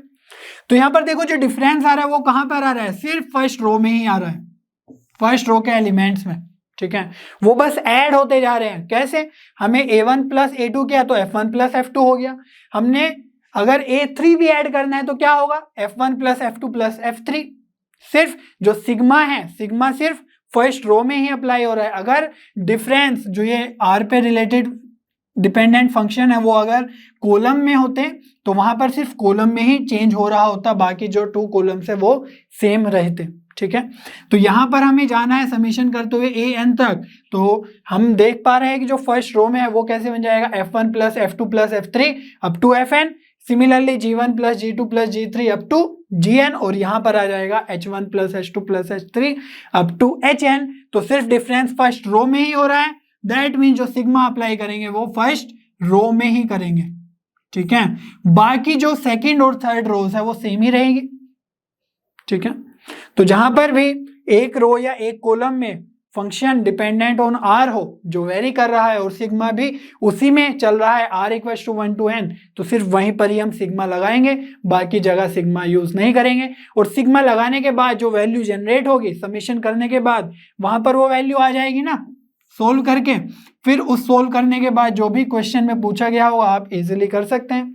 जैसे जो कॉन्सेप्ट है, बेसिक जो कॉन्सेप्ट होते हैं वो इतना ही होता है, जैसे हमने बताया कि यहाँ पर स्प्लिटिंग करना है, ठीक है, या फिर एडिशन ऐसे होता है, स्प्लिटिंग ऐसे होता है। तो स्प्लिटिंग करने के बाद जो है ना, स्प्लिटिंग तो यही कंसेप्ट हुआ, उसके बाद जो चल रहा है वो तो बेसिक थ्योरी चल रही है ना कॉन्सेप्ट की, डिटर्मिनेंट की, तो वहां से आप क्वेश्चन को पकड़ लोगे। तो यहां से अगर आपने सिग्मा लगाना सीख लिया उसके बाद तो बस सिग्मा ही करना है। उसके लिए हम कुछ बेसिक कॉन्सेप्ट दे देते हैं कि कैसे हम सिग्मा को यूज करते हैं, अगर आपने नहीं सीखा है तो। सिग्मा के अंदर अगर a है, a क्या है, कोई भी कांस्टेंट नंबर है लाइक 3 4 5, तो अगर उसको r इक्वल टू 1 से n तक ऐड करना है तो क्या करेंगे हम, a को n टाइम्स ऐड करेंगे, ठीक है। तो कितना हो जाएगा, a को n टाइम्स ऐड करो या a की n से मल्टीप्लाई करो, बात तो एक ही है, तो ये आ जाएगा a into n, that means an। वही हमने लिखा भी हुआ है कि sigma of constant number r equal to 1 से n कितना होगा, an। और अगर सिग्मा ऑफ r चाहिए तो कैसे करते हैं, 1 प्लस r की जगह 1 पुट करेंगे और r की जगह 2 पुट करेंगे तो 2 हो जाएगा, r की जगह 3 तो 3 आ जाएगा, है ना, ऐसे ऐड करते जाएंगे, लास्ट में आ जाएगा n, क्योंकि ये r की जगह हम पुट कर रहे हैं। तो ये क्या हुआ, नेचुरल नंबर्स का एडिशन, तो उसका एडिशन आता है n प्लस 1/2। ये अगर आपको समझ में नहीं आ रहा है बहुत अच्छे से कि ये यहां से यहां पर क्यों आया, तो उसके लिए आपको सीक्वेंस सीरीज के लेक्चर्स देखने होंगे जो बहुत ही जल्दी आने वाले हैं। तो उसमें क्या करते हैं कि ये सब वैल्यूज हम यूज करते हैं सीक्वेंस सीरीज में, सिग्मा स्पेशल सीरीज सीखते हैं, तो वहां पर बहुत अच्छे से क्लियर हो जाएगा कि ये सब क्यों हो रहा है। आर स्क्वायर को अगर हमें लिखना है तो वो क्या लिखेंगे, आर की जगह 1 तो 1 स्क्वायर, आर की जगह 2 तो 2 स्क्वायर, आर की जगह 3 तो 3 स्क्वायर, ठीक है, प्लस अब 2n स्क्वायर, और इसका जब एडिशन आएगा वो क्या आ जाएगा, n+1 2n+1/6, ठीक है। अगर आप सिग्मा को यूज करके इतना लिख पाए उसके बाद तो आप क्वेश्चन में देख ही लोगे कि क्या क्या करना है आगे, है ना। बेसिक बस जहां पर हमने सिग्मा यूज किया है वहां पर ही हमें कुछ चीजें रिप्लेस करके लिखनी होती हैं, फिर तो जनरल डिटर्मिनेंट बन जाएगा। तो यहाँ पर r क्यूब है तो इसका मीनिंग है 1 क्यूब प्लस 2 क्यूब, है ना, अब टू n क्यूब, और इसको ऐड करके क्या मिलता है आपको, n+1/2 का होल स्क्वायर, जो n+1/2 यहाँ पर है बस उसका स्क्वायर मिलता है जब हम r क्यूब पे सिग्मा लगाते हैं, ठीक है। तो ये थोड़े से एग्जाम्पल्स हैं, आप सिग्मा बस सोल्व करना सीख जाओ तो बाद में डिटर्मिनेंट भी सोल्व कर ही सकते हो। अब नेक्स्ट टॉपिक की तरफ बढ़ते हैं, हमने एडिशन सीख लिया है, अब आता है मल्टीप्लीकेशन, ठीक है। तो मैट्रिक्स मल्टीप्लिकेशन की तरह ही होता है हमारे डिटर्मिनेंट का मल्टीप्लिकेशन। हमने मैट्रिसेस वाले चैप्टर में बहुत अच्छे से सीखा है कि मल्टीप्लिकेशन हम कैसे करते हैं। तो यहाँ पर आपको अगर याद नहीं है तो मैं बता देता हूँ, ये हमारा 2x2 का मैट्रिक्स का डिटर्मिनेंट है, ये भी हमारा 2x2 के मैट्रिक्स का डिटर्मिनेंट है, ठीक है। तो हमने बताया हुआ है कि जो डिटर्मिनेंट है वो स्क्वायर मैट्रिक्स के लिए ही एप्लीकेबल होता है, दैट मीन्स यहाँ पर जो ऑर्डर है वो सेम होना चाहिए, जो कि है भी। तो 2 तो जो डिटर्मिनेंट जनरेट होगा वो किस ऑर्डर का होगा, वो होगा 2x2 का ही, ठीक है। और कैसे करते हैं मैट्रिक्स मल्टीप्लिकेशन, वैसे ही यहाँ पर करना है। तो हम करते हैं रो बाय कॉलम मैट्रिक्स के अंदर, ठीक है। तो फर्स्ट रो को पकड़ेंगे, फर्स्ट कॉलम को पकड़ेंगे, बस क्या करना है, A1 की मल्टीप्लाई हो जाएगी C1 के साथ और प्लस A2 की मल्टीप्लाई हो जाएगी D1 के साथ, ठीक है। तो ये हमने बहुत ही अच्छे से डिटेल में डिस्कस किया हुआ है, जाकर देखो मैट्रिक्स मल्टीप्लिकेशन। इसको आप एज्यूम कर सकते हो कि इसको वर्टिकल रख दो, ठीक है, कुछ इस तरीके से। तो इसके अंदर क्या एलिमेंट्स है, A1 A2, और यहां पर क्या एलिमेंट्स है, C1 और D1, ठीक है। तो इसको ऐसे सोचो कि बस हमें डायरेक्टली अब मल्टीप्लाई करना है, तो A1 C1 plus A2 D2। तो फर्स्ट रो का सेकंड कॉलम के साथ करेंगे तो क्या होगा, A1 का C2 के साथ होगा A1 C2 plus A2 D2, ठीक है। और ये हमें थर्ड एलिमेंट चाहिए, तो कैसे करेंगे, यहां पर ये एलिमेंट कहां पर है, सेकंड रो फर्स्ट कॉलम में है, तो यहां से सेकंड रो उठाएंगे, फर्स्ट कॉलम उठाएंगे, तो वैल्यू क्या आ जाएगी, B1 C1 plus B2 D1, और लास्ट का एलिमेंट कैसे आएगा, सेकंड रो सेकंड कॉलम, तो ये आ जाएगा B1 C2 प्लस B2 और D2, ठीक है। तो ये तो हुआ सिंपली हमारा कैसे, ये मल्टीप्लिकेशन कैसे हुआ, रो बाय कॉलम, ठीक है। तो ये तो हम मैट्रिक्स में करते हैं, लेकिन जो डिटर्मिनेंट है उसमें और भी ज्यादा आजादी होती है। कैसे, यहां पर जब हम परफॉर्म करते हैं मल्टीप्लिकेशन तो रो बाय कॉलम भी कर सकते हैं, रो बाय रो भी कर सकते हैं, कॉलम बाय रो भी कर सकते हैं, कॉलम बाय कॉलम भी कर सकते हैं, ठीक है ना। इंटरेस्टिंग, कैसे भी कर लो, बट आपका जो डिटर्मिनेंट का वैल्यू फाइनली जनरेट होगा वो बिल्कुल सेम रहेगा। दिखने में वो डिटर्मिनेंट अलग दिख सकते हैं जब आप रो बाय रो करोगे, ठीक है, ये सेकंड वाला। तो रो बाय रो करोगे तो क्या आएगा, A1 A2 की मल्टीप्लाई होगी C1 C2 के साथ, ठीक है। तो ये बनेगा A1 C1 plus A2 C2। तो दिखने में वो डिटर्मिनेंट डिफरेंट लगेगा, लेकिन जब हम फाइनली उसको कैलकुलेट करेंगे, जो एक नंबर जनरेट होगा डिटर्मिनेंट को सोल्व करने के बाद, वो वैल्यू बिल्कुल सेम ही रहेगा जो इधर से जनरेट हो रहा है, ठीक है। और ऐसा क्यों हो रहा है, वो ऐसा इसलिए हो रहा है कि हमने बताया था कि अगर किसी ट्रांसपोज मैट्रिक्स का डिटर्मिनेंट हम देखें तो वो किसके इक्वल होता है, ए के डिटर्मिनेंट के इक्वल ही होता है। लास्ट लेक्चर में हमने बहुत अच्छे से डिस्कस किया था, क्योंकि ट्रांसपोज में हम क्या करते हैं कि जो रो है उसको कॉलम बना देते हैं, ठीक है। तो बस क्या होता है कि जब हम रो के अबाउट एक्सपेंड करते हैं डिटर्मिनेंट को, बस अब क्या करना है, कॉलम के अबाउट एक्सपेंड करना है, तो वैल्यू बिल्कुल सेम ही आती है। तो यहां पर भी अगर हम ध्यान से देखें, किसी एक डिटर्मिनेंट का अगर हम ट्रांसपोज ले लें, क्योंकि हमें पता है कि उसका ट्रांसपोज का डिटर्मिनेंट और उसका डिटर्मिनेंट, है ना, जो ऑलरेडी लिखा हुआ है सेम ही आने वाला है। तो चलिए लिखकर देखते हैं, इसका डिटर्मिनेंट, है ना, इसका ट्रांसपोज ले लेते हैं। तो कैसे लेंगे, A1 A2 बन जाएगा, जो रो है वो कॉलम बन जाएगा, इधर पे जो सेकंड रो है वो सेकंड कॉलम बन जाएगा, ठीक है। और यहां पर इसको एज इट इज रहने देते हैं, C1 C2, और ये बन जाएगा D1 D2 as it is equals to में अगर हम इसको सोल्व करने की कोशिश करें, ठीक है, तो यहां पर देखो अब हमें इस तरह का कुछ देखना है कि A1 C1, तो यहां पर तो रो बाय कॉलम किया था A1 C1 A2 D2 A2 D1, तो A1 C1 और A2 D1, तो अगर हम यहां पर कॉलम की मल्टीप्लाई कॉलम से कर ले, ठीक है, फर्स्ट कॉलम की मल्टीप्लाई फर्स्ट कॉलम से, तो क्या जनरेट होगा देखते हैं। तो A1 C1 plus A2 D1, second element कैसे आएगा, ये फर्स्ट कॉलम के साथ ही है तो यहां पर आएगा सेकंड कॉलम, तो फर्स्ट कॉलम के साथ ही करेंगे हम, तो A1 बन जाएगा C2 के साथ प्लस A2 बन जाएगा D2 के साथ, ठीक है। अब सेकंड कॉलम के साथ करते हैं, तो सेकंड कॉलम के साथ होगी फर्स्ट कॉलम की मल्टीप्लाई, तो ये मिलने वाला है, तो B1 C1 plus B2 D1, और सेकंड कॉलम की सेकंड कॉलम के साथ होगी तो क्या बन जाएगा B1 C2 plus B2 D2, ठीक है। तो क्या आप देख पा रहे हो कि बिल्कुल वही डिटर्मिनेंट बन रहा है, लेकिन यहां पर हमने ट्रांसपोज लेने के बाद किया था, और जो ऑपरेशन किया है वो क्या किया है, कॉलम बाय कॉलम, ठीक है, लेकिन आंसर वही जनरेट हो रहा है। हमें पता है कि जो ये डिटर्मिनेंट हमने ट्रांसपोज लिया है इसका वैल्यू तो सेम ही आने वाला है, ठीक है, जो यहां पर आ रहा था वही यहां पर आने वाला है, क्योंकि ये है ना, ये वैलिड स्टेटमेंट है, ये हमने डिस्कस किया था, तो राइट हैंड साइड में वही आ रहा है सेम, और ऑपरेशन हमने कॉलम बाय कॉलम किया है, तो हम बोल सकते हैं कि ये सारे के सारे ऑपरेशन करने के बाद जो डिटर्मिनेंट बनता है वो दिखने में डिफरेंट होगा बट उसका वैल्यू सेम रहेगा, ठीक है। लेकिन हम प्रीफर करते हैं रो बाय कॉलम ही, क्यों कंफ्यूजन करना, जैसे हम मैट्रिक्स मल्टीप्लाई करते हैं वैसे ही हम डिटर्मिनेंट को भी मल्टीप्लाई करेंगे, और जो ये है ये वैलिड तो है लेकिन इसमें बस अननेसेसरीली कंफ्यूजन होगा, ठीक है, तो इसलिए इसको हम जनरली अवॉइड करते हैं। ऑलराइट, तो इस तरीके से आप इजीली मैट्रिक्स मल्टीप्लिकेशन कर सकते हैं, ठीक है। चलिए एक प्रॉब्लम देख लेते हैं। यहां पर बोला गया है कि प्रूफ करना है कि ये जो डिटर्मिनेंट है इसकी वैल्यू 0 है, ठीक है।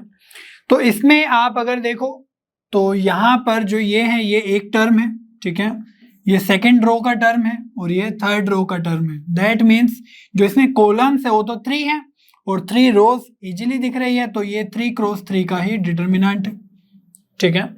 तो यहां पर आप कुछ ट्रांसफॉर्मेशंस करके अगर ट्राई करोगे तो बहुत प्रॉब्लम हो जाएगी, क्योंकि यहां पर आप अगर देखो ध्यान से तो ये मल्टीप्लाई में A1 B1 A1 B1 A1 B1, ठीक है, यहां पर है A2 B2 A2 B2 A2 B2, तो कुछ ना कुछ पैटर्न चल रहा है, ठीक है।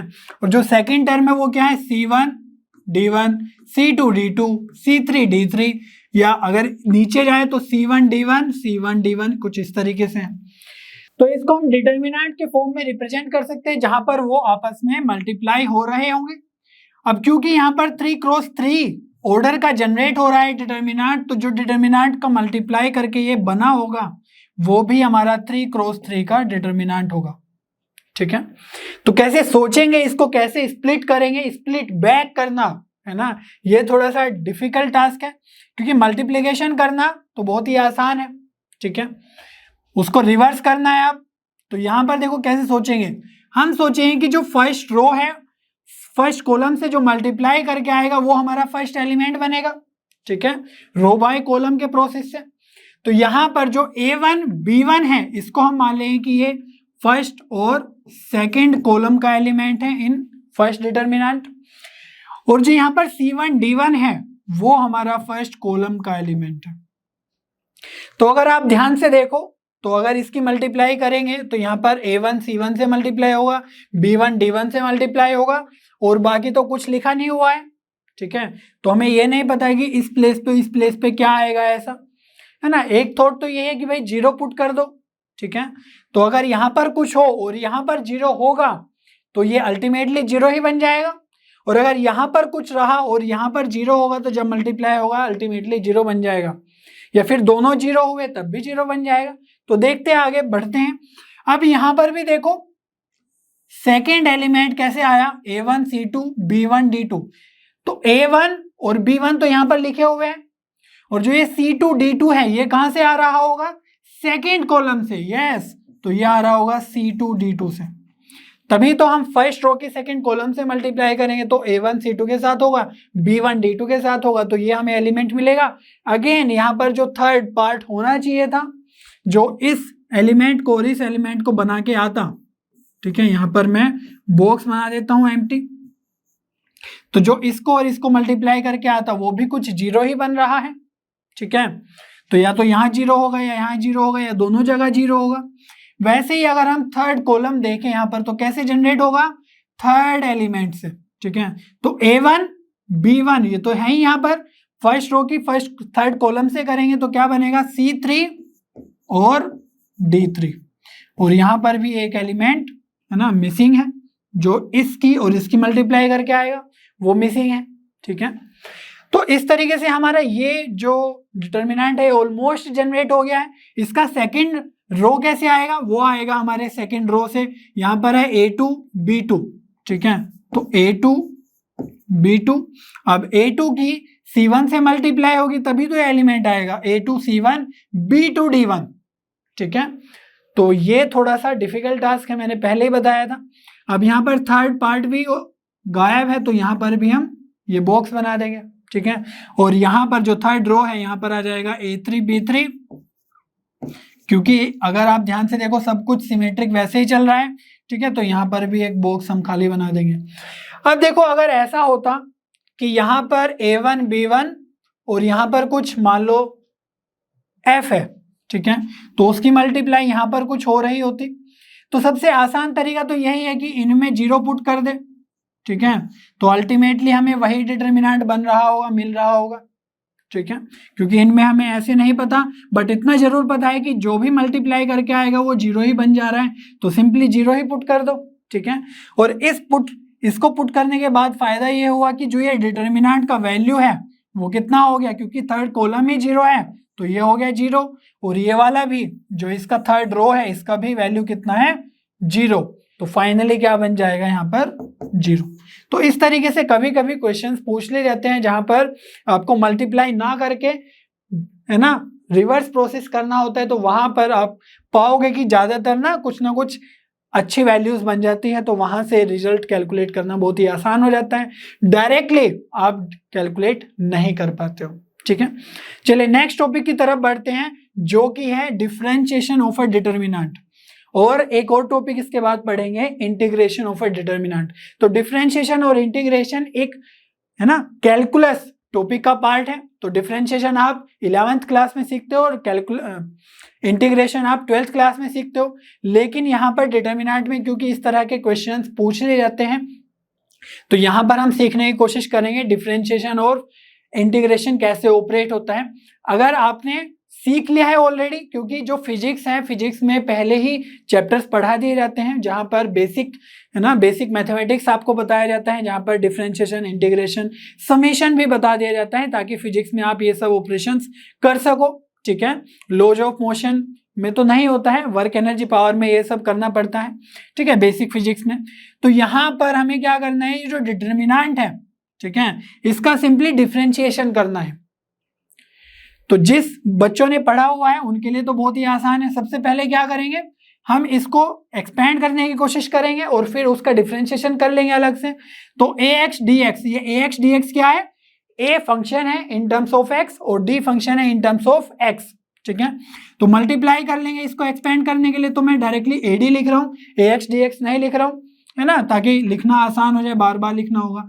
तो ad माइनस bc हो जाएगा, ठीक है। अब इसका डिफरेंशिएशन तो बहुत आसान है, ये सब फंक्शंस है, ठीक है। तो अगर इस dx का हमें डिफरेंशिएशन करना है तो कैसे करते हैं, बहुत ही आसान तरीका है। जब दो टर्म्स मल्टीप्लाई में हो, मान लो u v का डिफरेंशिएशन करना है तो कैसे करते हैं, पहले हम u का डिफरेंशिएशन करते हैं, v को छोड़ देते हैं एज इट इज, ठीक है, प्लस साइन के साथ, फिर फिर v का डिफरेंशिएशन करते हैं और u साइन को ऐसे ही छोड़ देते हैं, u फंक्शन को, ठीक है। तो एक एक बार में, एक टाइम में एक बार को ही हम डिफरेंशिएट करते हैं। तो चलिए देखते हैं क्या आएगा इसका डिफरेंशिएशन। यहां से बन जाएगा a का करेंगे d बचेगा, प्लस a छोड़ देंगे d का करेंगे, माइनस फिर b का करेंगे, ठीक है, और c को छोड़ देंगे, प्लस b को छोड़ देंगे, c का करेंगे, ठीक है। अब यहां पर देखो, इसको हम थोड़ा डिफरेंट वे में लिखना चाह रहे हैं, डी डैश ऑफ एक्स, तो ये क्या है, डिफरेंशिएशन ऑफ डी एक्स। तो यहां पर ए डैश डी के साथ हम क्या लिखना चाह रहे हैं, यहां पर लिखना चाह रहे हैं बी डैश सी, और यहां पर हो जाएगा a dash d minus b dash c, और इसके साथ वो लिखेंगे तो ये बन जाएगा a d dash minus b C dash. ठीक है, फाइनली तो हमने डिफरेंशिएशन कर लिया, लेकिन इसको डिफरेंट वे में हम लिख के देखना चाह रहे हैं कि एक्चुअली में डिफरेंशिएशन के फॉर्म में ही, जैसे हमने समेशन देखा था ना, समेशन अंदर अप्लाई हो रहा था, तो यहाँ पर क्या हम डायरेक्टली देख सकते हैं कि डिटर्मिनेंट में कैसे डिफरेंशिएशन होता है। तो उसी का ये छोटा सा प्रोसेस है, 2x2 का डिटर्मिनेंट लेके सोल्व करने की कोशिश कर रहे हैं। अब अगर आप इसको देखो तो ये बेसिकली क्या लिखा हुआ है, ये ए डैश बी डैश सी और डी, यही तो लिखा हुआ है। ए डैश को अगर मल्टीप्लाई करेंगे, है ना, इसको अगर एक्सपेंड करेंगे तो a dash d minus b dash c ही तो बनेगा ये टर्म। ठीक है, और अगर यहां पर आप ध्यान से देखो तो ये बनेगा आपका A B C dash D dash. कैसे, ए की मल्टीप्लाई डी डैश से करोगे, इसको एक्सपेंड करोगे तो यही बनेगा, माइनस सी डैश की मल्टीप्लाई करोगे बी से, तो यही टर्म आ रहे हैं कि नहीं आ रहे हैं। और ये किसका डिफरेंशिएशन है, इस डिटर्मिनेंट का डिफरेंशिएशन है। तो इस डिफरेंशिएशन को आप ध्यान से देखो थोड़ा, क्या दिख रहा है इसमें। तो अगर हम इस डिटर्मिनेंट का डिफरेंशिएशन करना चाहते हैं, डिफरेंशिएशन है ना, इस तरीके से भी डिनोट करते हैं और ऐसे भी करते हैं, D of D by D x, है ना, अगर हम एक्स के रेस्पेक्ट में कर रहे हैं, जिस भी फंक्शन का डिफरेंशिएशन कर रहे हैं, सपोज डी एक्स का कर रहे हैं। ठीक है, आई होप आप फेमिलियर होंगे थोड़ा बहुत इससे। तो यहां पर जब हम डिफरेंशिएशन कर रहे हैं इस डिटर्मिनेंट का, तो यहां पर क्या कर रहे हैं, पहले फर्स्ट रो में दिख रहा है वो, और फिर सेकेंड रो जो है वो एज इट इज है, फिर प्लस साइन के साथ first row as it is है, सेकेंड रो में हमारा डिफरेंशिएशन हो रहा है। क्लियर हो रही है बात। और इतना ही नहीं, अगर हम इसको डिफरेंट वे में लिखे, कैसे, हमने यहां पर लिखा माइनस बी डैश सी। ठीक है, अगर हम इस पे बी सी डैश लिख ले, ठीक है, इसको डिफरेंट वे में भी लिख सकते हैं कुछ इस तरीके से, ए डैश डी माइनस, ये बन जाएगा आपके पास b C dash plus a d dash minus, यहां पर बनेगा बी डैश सी। ठीक है, अगर आप इसको डिटर्मिनेंट के फॉर्म में लिखने की कोशिश करेंगे तो ये पता है क्या बनेगा, ये बन जाएगा आपके पास ए बी सी डी, और यहां पर ए डैश सी डैश का डिटर्मिनेंट प्लस ये बनेगा आपके पास ए बी सी डी, और यहां पर बनेगा बी डैश डी डैश का डिटर्मिनेंट। ठीक है, तो यहां पर हम देख पा रहे हैं कि इसी को अगर हम कॉलम वाइज भी डिफरेंशिएट करें तो वो भी पॉसिबल है। यहां पर हमने रो वाइज देखा कि फर्स्ट रो का किया, सेकंड रो सेम, फिर प्लस साइन के साथ first row same, second row का किया। यहां पर अगर हम कॉलम वाइज भी करें, फर्स्ट कॉलम फिर सेकंड कॉलम सेम, फिर फर्स्ट कॉलम सेम और सेकंड कॉलम का डिफरेंशिएशन, तो भी हम इस तरह के क्वेश्चंस को कर सकते हैं। ठीक है, तो ये तो हमारा 2x2 का ही डिटर्मिनेंट था, सेकंड ऑर्डर का। लेकिन अगर 3 ऑर्डर का डिटर्मिनेंट हो तो तब क्या करेंगे, 3 रोज रहेंगी, 3 कॉलम्स रहेंगे, तो उसमें 3 टाइम्स हमें डिफरेंशिएट करना होगा। ठीक है, उसके लिए एक एग्जाम्पल कंसिडर कर लेते हैं, देखते हैं कैसे कर पाते हैं डिफरेंशिएशन। यहां पर है हमारे पास f x equals to this determinant, और हमें कैलकुलेट करना है एफ डैश ऑफ 1। ठीक है, तो सबसे पहले हम इसका डिफरेंशिएशन करेंगे और फिर x की जगह 1 पुट कर देंगे। ठीक है, तो यहां पर अगर आप देखो ध्यान से, x एक्स स्क्वायर एक्स की पावर 3 ये सब दिख रहे हैं, तो इसका डिफरेंशिएशन थोड़ा देख लेते हैं जिनको बच्चों को नहीं आता है। तो जब हम डिफरेंशिएशन करते हैं किसी भी x की पावर n का, ठीक है, विद रेस्पेक्ट टू x, तो क्या करते हैं, जो पावर में n है वो क्या आ जाएगा, वो मल्टीप्लाई में आ जाता है और x की पावर 1 कम हो जाती है। ठीक है, ध्यान से देखो, n मल्टीप्लाई में आ गया है और जो पावर n थी वो 1 कम हो गई। तो इस तरीके से अगर हम डिफरेंशिएशन ऑफ x करेंगे, ठीक है, तो यहां पर तो इसका वैल्यू 1 ही आ जाएगा। क्यों, क्योंकि पावर जो है वो 1 है, x की पावर 1, तो 1 आ जाएगा मल्टीप्लाई में, और x की पावर कितनी बन जाएगी, 1 माइनस 1, क्योंकि एक पावर कम करनी है, तो x की पावर 0 को हम लिख सकते हैं 1। x की पावर 2 का अगर हमें डिफरेंशिएशन करना है तो कैसे करेंगे, बहुत ही सिंपल प्रोसेस है, पावर को मल्टीप्लाई में लेके आ जाओ 2, और यहाँ पर हो जाएगा x की पावर 2 माइनस 1, तो ये हो जाएगा 2 इंटू एक्स की पावर 1, और यहाँ पर अगर x की पावर 3 का आपको डिफरेंशिएशन करना है तो ये भी बहुत आसान है, बस पावर को हमें क्या लाना है, मल्टीप्लाई में लाना है और एक पावर कम कर देना है, तो ये बन जाएगा 3x स्क्वायर। ठीक है, तो ये हमने लिख दिया है। अब सिंपली इसको, इस डिटर्मिनेंट को हमें डिफरेंशिएट करना है। ठीक है, तो हम क्या करेंगे, f(x) हमारे पास है, f' कैलकुलेट करने की कोशिश करेंगे। तो क्या तरीका है डिफरेंशिएट करने का, पहले फर्स्ट रो को करो, फिर सेकंड रो को करो, फिर थर्ड रो को करो। ठीक है, या फर्स्ट कॉलम को करो, सेकंड कॉलम को करो और थर्ड कॉलम को करो, बाकी को सेम रखो। तो फर्स्ट रो को अगर हम करेंगे तो क्या होगा, x का डिफरेंशिएशन ये बन जाएगा 1x स्क्वायर का 2x, x की पावर 3 का 3x स्क्वायर, अभी दिखाया उधर। और यहां पर जो अदर रोज है वो एज इट इज ही रहेगी, उसमें आपको कोई भी चेंज नहीं करना है। वही तो सीखा है यहाँ पर हमने, पहले फर्स्ट रो का फिर सेकंड रो का, बाकी सेम ही रखना है। और अगर हम प्लस साइन के साथ करेंगे अब सेकंड रो का, तो देखो ध्यान से, जो फर्स्ट रो है उसको एज इट इज रखेंगे। ठीक है, और जो सेकंड रो है वो क्या है, 1 2 3। तो जब भी हम कांस्टेंट का डिफरेंशिएशन करते हैं, कांस्टेंट नंबर का, तो उसका डिफरेंशिएशन हमेशा होता है 0। ठीक है, ये आपको याद रखना है। अगर हम डिफरेंशिएशन ऑफ ए क्या है, कोई भी कांस्टेंट है, करेंगे तो वो आ जाएगा 0। ठीक है, और इसको कैसे देखते हैं, इसको देखने का बहुत ही आसान तरीका है। ए को क्या लिख सकते हैं हम, x की पावर 0 लिख सकते हैं कि नहीं।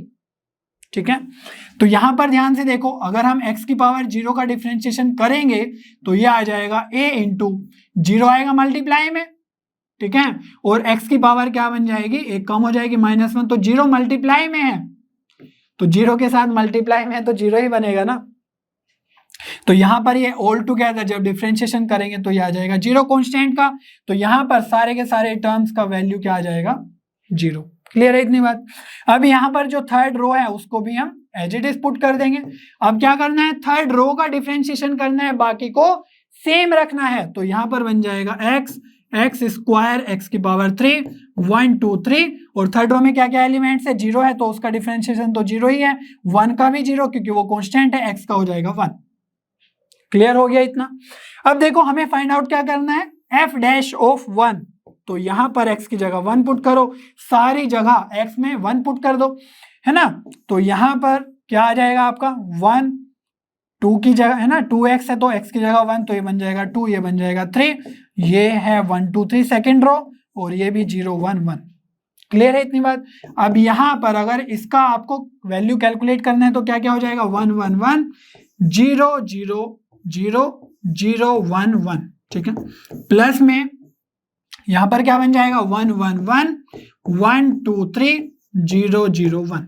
अगर आप ध्यान से देखो, जो ये फर्स्ट वाला डिटर्मिनेंट है, इसमें तो जो फर्स्ट और सेकंड रो है वो आइडेंटिकल हो गई, और हमने लास्ट लेक्चर में बहुत अच्छे से बताया था कि ये एक प्रॉपर्टी है, जब भी 2 रोज या 2 कॉलम्स आइडेंटिकल हो जाए तो उस डिटर्मिनेंट का वैल्यू क्या आता है, 0। और जो सेकंड डिटर्मिनेंट है उसमें तो सेकंड रो ही 0 है, सारे के सारे एलिमेंट 0 है। तो जब भी ऐसा हो जाए, कोई भी रो या कोई भी कॉलम 0 हो जाए सारे के सारे एलिमेंट्स, तो उसका वैल्यू भी आता है 0। और जो थर्ड डिटर्मिनेंट है, इसमें कोई भी ऐसा केस नहीं बन रहा है, तो इसको सिंपली एक्सपेंड कर लेंगे। और किसके अबाउट करेंगे, देखो थर्ड रो में हमारे 0 0 है और एक ये 1 है, तो इसके अबाउट ही कर लेते हैं। तो यहां पर आ जाएगा 1 इंटू ये और ये गया, तो क्या बचेगा 1 1 1 2, तो 1 की 2 से मल्टीप्लाई 2 और 1 इंटू 1, तो ये हो जाएगा -1। तो f'(1) क्या आया आपका आंसर, देखो ये तो सब 0 है, 2 - 1 इंटू 1, ये बन जाएगा 1। तो आंसर फाइनली क्या हो गया है, सी ऑप्शन। ठीक है, तो इस तरीके से आपको डिफरेंशिएशन करना है। कॉलम वाइज भी आप कर सकते थे, इनफैक्ट आपको ट्राई करना चाहिए कि आंसर सेम आ रहा है कि नहीं आ रहा है, और ये सब डिफरेंशिएशन आपको पता होना चाहिए। अगर नहीं पता है तो अच्छे से देख लो लेक्चर्स इसके, है ना, डिफरेंशिएशन के। एनसीईआरटी में एक्सरसाइज है 11th क्लास में, वो सोल्व कर लो। और इसके बाद हम बढ़ते हैं इंटीग्रेशन की तरफ। ठीक है, तो डिफरेंशिएशन का ही बड़ा भाई है इंटीग्रेशन। इंटीग्रेशन करना ज्यादा डिफिकल्ट होता है एज कंपेयर टू डिफरेंशिएशन। तो यहां पर हमें ये जो dx मैट्रिक्स है, सॉरी डिटर्मिनेंट है, इसका हमें इंटीग्रेशन करना है। ठीक है, तो इंटीग्रेशन करके जब हमें मिलता है वो क्या मिलता है, एरिया अंडर कर्व मिलता है। जैसे अगर हमारे पास कुछ इस तरीके से है ना, कुछ एरिया है, ये हमें फाइंड आउट करना है इसका एरिया। तो इसके लिए क्या करते हैं, हम छोटे छोटे पार्ट्स करते हैं, ठीक है, और उसका इंटीग्रेशन करते हैं। तो आपको आई होप ये ज्यादा समझ में नहीं आ रहा होगा। बेसिकली मैं ये बताना चाह रहा हूं कि यहाँ पर जब इंटीग्रेशन करते हैं तो वो छोटे छोटे पार्ट्स को ना एडिशन करना ही होता है। मीन्स इसका कुछ एरिया आया, इसका कुछ एरिया आया, इसका कुछ एरिया आया, तो डिफरेंट डिफरेंट सेगमेंट्स का हमें एरिया ऐड करके फाइनल एक एरिया फाइंड आउट करना होता है। उसी प्रोसेस है ना, उस प्रोसेस में क्या यूज होता है, इंटीग्रेशन। तो ये क्लास 12 में आप अच्छे से सीखने वाले हो इंटीग्रेशन का टॉपिक और एरिया अंडर कर्व, तो वहां पर आपको बहुत अच्छे से समझ में आएगा क्या मैं बताना चाह रहा हूँ। बेसिकली बात यह है कि जब हम इंटीग्रेशन करते हैं तो समेशन की तरह ही होता है, और समेशन सिग्मा हम सीख ही चुके हैं। क्या सीखे थे सिग्मा में? हमने सीखा था कि जब हम सिग्मा अप्लाई करते हैं तो वो डिटर्मिनेंट के अंदर एक ही रो या एक ही कॉलम में अप्लाई होता है, ठीक है। क्योंकि यहां पर भी हम क्या कर रहे हैं, सिग्मा में A1 A2 A3 है ना, इस तरीके से कुछ कुछ वैल्यूज को ऐड कर रहे हैं। बस ये तब होता है जब हम डिस्क्रीट वैल्यूज में एडिशन करते हैं, और इंटीग्रेशन होता है जब हम एक कॉन्टिन्यूअस वैल्यू में एडिशन करते हैं, ठीक है। तो मेन बात क्या है कि यहां पर अगर हमें इंटीग्रेशन करना है तो इंटीग्रेशन का सिंबल ये होता है, जिसको नहीं पता है, सपोज A से B तक इंटीग्रेशन करना है तो क्या करेंगे, ये हम तभी कर पाएंगे जब वो जो फंक्शन है जिसपे है ना जो वेरी कर रहा है x, वो या तो एक रो में होना चाहिए या फिर एक कॉलम में होना चाहिए। अगर वो एक रो से या कॉलम से ज्यादा में है तो वहां पर आप डायरेक्टली इंटीग्रेशन नहीं कर सकते हो अप्लाई, उसको एक्सपेंड करके अलग अलग इंटीग्रेट करना होगा।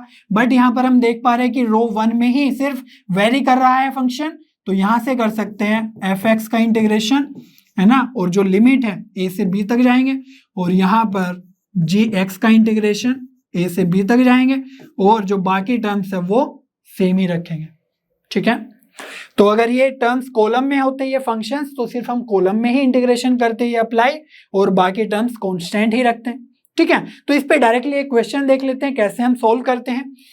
तो यहाँ पर डेल्टा x है हमारे पास एक determinant, then integration of delta 0 to 1 हमें फाइंड आउट करना है, ठीक है। और यहाँ पर हम dx भी यूज करते हैं, जैसे हमने डिफरेंशिएशन में बताया था कि dx के है ना x के रेस्पेक्ट में हम डिफरेंशिएट कर रहे हैं, वैसे ही इंटीग्रेशन में भी हम है ना x के रेस्पेक्ट में करते हैं, तो यहाँ पर dx हम यूज करते हैं, ठीक है। अब हमें और क्या ध्यान रखना है कि जैसे हम डिफरेंशिएशन करते हैं ना तो उसका रिवर्स प्रोसेस एकदम होता है इंटीग्रेशन। कैसे? जैसे हमने एक्स स्क्वायर का डिफरेंशिएशन किया तो 2x आया, तो अगर हम 2x का इंटीग्रेशन करेंगे तो हमें एक्स स्क्वायर मिलने वाला है, ठीक है। तो मैं कुछ रिजल्ट्स लिख देता हूं जो यूज होने वाले। जैसे यहाँ पर 2x है तो हमने देखा कि अगर एक्स स्क्वायर को डिफरेंशिएट करेंगे तो 2x मिलेगा, तो अगर 2x को इंटीग्रेट करेंगे तो हमें मिलेगा एक्स स्क्वायर, ठीक है। सिमिलरली हमने देखा यहाँ पर कि अगर हम एक्स क्यूब को डिफरेंशिएट करते हैं तो 3x स्क्वायर मिलता है, तो 3x स्क्वायर को अगर हम इंटीग्रेट करेंगे तो हमें मिलेगा एक्स क्यूब, ठीक है। ये बस हमें यूज करना है। बाकी जो मेथड है उसको उस पे फोकस करो कि हाँ हम डिफरेंशिएशन कैसे कर रहे हैं। बाकी जो ये वाला पार्ट है कि डिफरेंशिएशन कैसे करते हैं वो तो आप, या इंटीग्रेशन कैसे करते हैं वो तो आप इन सभी चैप्टर्स में अच्छे से सीखोगे, ठीक है, नो डाउट अबाउट दैट। तो यहाँ पर आपको क्या करना है, सिंपली इसका इंटीग्रेशन करना है। तो डेल्टा एक्स का इंटीग्रेशन करेंगे 0 से 1 तक, तो क्या होगा, उस डिटर्मिनेंट के अंदर वो ट्रांसफर हो जाएगा। अब क्योंकि यहाँ पर कॉलम में ही चेंज हो रहा है तो क्या करेंगे, इंटीग्रेशन ऑफ 2x dx, है ना, और integration of 3x square dx, और जो बाकी टर्म्स है वो हमारे सेम ही रहने वाले, ठीक है। तो यहाँ पर अगर आपको कैलकुलेट करना है तो क्या आएगा, इसका वैल्यू हमने लिख दिया है, वो आ जाएगा एक्स स्क्वायर, इधर पे 2 और 3, और यहां पर आ जाएगा 3x स्क्वायर का इंटीग्रेशन एक्स क्यूब, ठीक है। लेकिन यहाँ पर लिमिट भी चल रही है, ठीक है, ये चल रही है 0 से 1, 0 से 1। तो यहाँ पर जो ये वैल्यू आएगा इंटरवल, ये 0 से 1 तक करना है और ये 0 से 1 तक करना है। तो यहाँ पर इसको कैसे कैलकुलेट करते हैं हम, एक्स स्क्वायर 0 से 1 तक इसका कैलकुलेशन होता है, पहले 1 पुट करो, तो 1 पुट करेंगे तो क्या आ जाएगा 1 स्क्वायर 1, ठीक है, और माइनस फिर 0 पुट करो जो लोअर लिमिट है तो वो बन जाएगा 0। क्लियर है इतनी बात? यहाँ पर तो 2 है और नीचे 3 है। यहाँ पर x की पावर 3 0 से 1 तक अगर सोल्व करना है तो कैसे करते हैं, 1 को पुट करो तो ये आ जाएगा 1, माइनस 0 को वैल्यू को पुट करो तो ये आ जाएगा 1 माइनस 0, ठीक है। तो यहां से आ जाएगा आपके पास 1 1 2 3, और ये तो आपको सोल्व करना बहुत ही आसान है ना। तो यहाँ से वैल्यू कितनी आ जाएगी, 1 की 3 से मल्टीप्लाई होगी 3, माइनस 1 की 2 से होगी तो 2, तो ये आ जाएगा आंसर 1। ठीक है, कौन सा ऑप्शन मैच कर रहा है, बी ऑप्शन आपका मैच कर रहा है। तो यहाँ पर जो इंटीग्रेशन और डिफरेंशिएशन के कॉन्सेप्ट्स हैं, इसमें घबराना नहीं है। अगर आपको नहीं आता है तो बस आपको देखना है कि डिफरेंशिएशन हम कैसे करते हैं, पहले फर्स्ट रो फिर सेकंड रो, ठीक है, बाकी सेम, या फिर फर्स्ट कॉलम सेकंड कॉलम बाकी सेम, यहाँ पर भी हमने सीखा। और इंटीग्रेशन कैसे करते हैं, जैसे हमने समेशन सीखा था कि अगर जिस भी रो में है या जिस भी कॉलम में है उसी में वो इंटीग्रेशन ट्रांसफर कर दो। उसके बाद जो इंटीग्रेशन कैसे करते हैं वो तो आप बहुत अच्छे से सीख ही लोगे इंटीग्रेशन वाले चैप्टर में। ठीक है, मुझे उम्मीद है आपको सभी क्वेश्चंस और कॉन्सेप्ट बहुत अच्छे से समझ में आए होंगे। नेक्स्ट वीडियो में हम मैट्रिक्स का एडजॉइंट कैलकुलेट करना सीखेंगे। तब तक लर्नो पे बने रहिए, क्योंकि लर्नो पे सभी कंटेंट फ्री है पर बेस्ट है।